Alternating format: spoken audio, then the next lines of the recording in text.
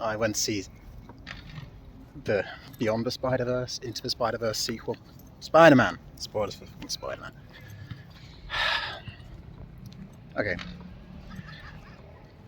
Spider-Man, Into the Spider-Verse 2, Beyond the Spider-Verse, After Spider-Verse is beautiful. It's amazingly directed. It was genuinely one of the most amazing films I've ever seen, right up until the point when it tries to have a story.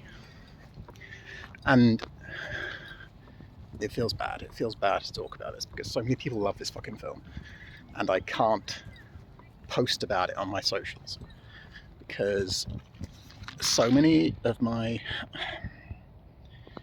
because I am neurodiverse and I do not express myself in great ways sometimes, a decent chunk of the time, and because I don't have the same nostalgia for certain pop culture as most of my friends do, I have got a bit of a reputation as that guy that doesn't like anything, and I fucking hate that idea because I like so much stuff and I've tried to counter it so many times.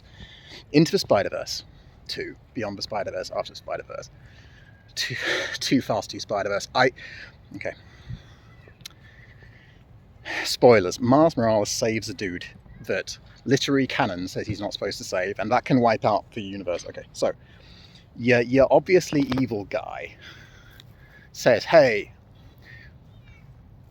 every Spider-Man has a tragic backstory, and he shows Gwen Stacy and Peter Parker, and he shows Peter Parker and Uncle Ben, and he shows Miles and his uncle.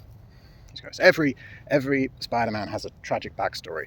We've all and Captain Singh was this dude's one, whose name I cannot remember, and I don't want to look it up, and it would be racist to guess at what it was. He was awesome, and I wish he was in it more.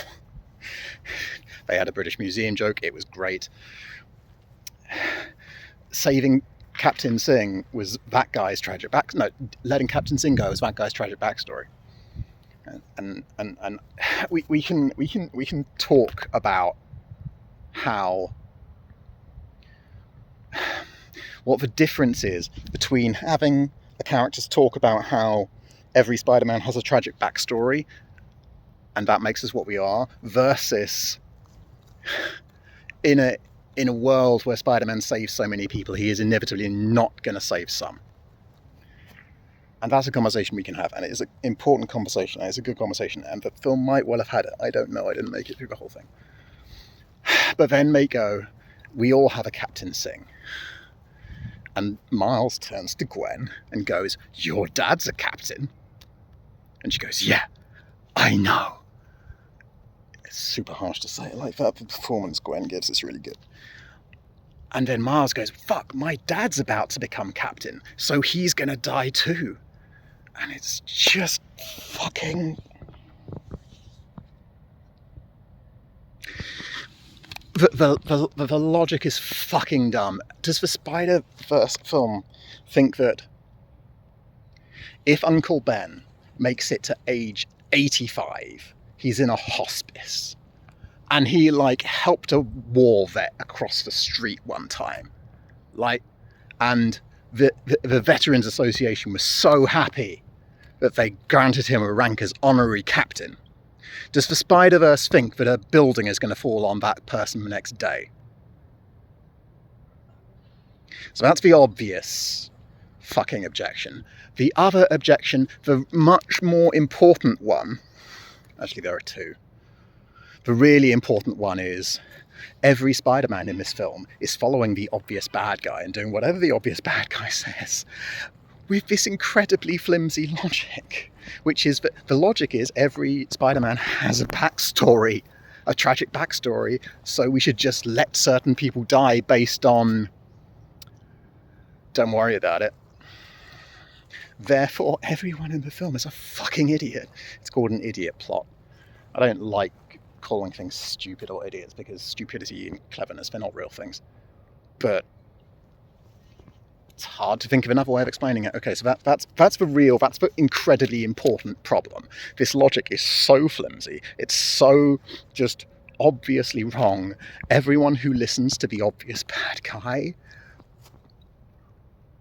it breaks the story completely for me. But the reason why I think it's genuinely unforgivable is they're talking about how everyone's got a tragic backstory, every captain in a Spider-Man's life dies. Okay, sure, fine. And the captain dying is going to be your tragic backstory, Miles. And 2 minutes before, in the same fucking scene, they showed Prowler dying in Into the Spider-Verse, the first film. In Into the Spider-Verse, Miles Morales arguably has 2 tragic backstories. Peter Parker dying and his uncle dying. And so you're like,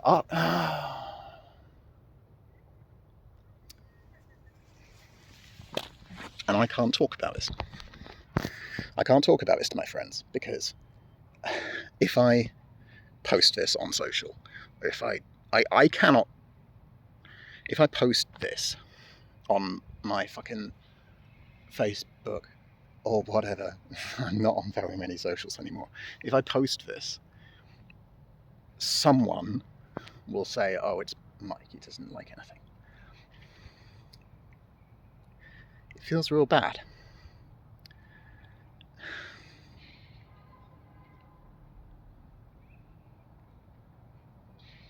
I don't like it.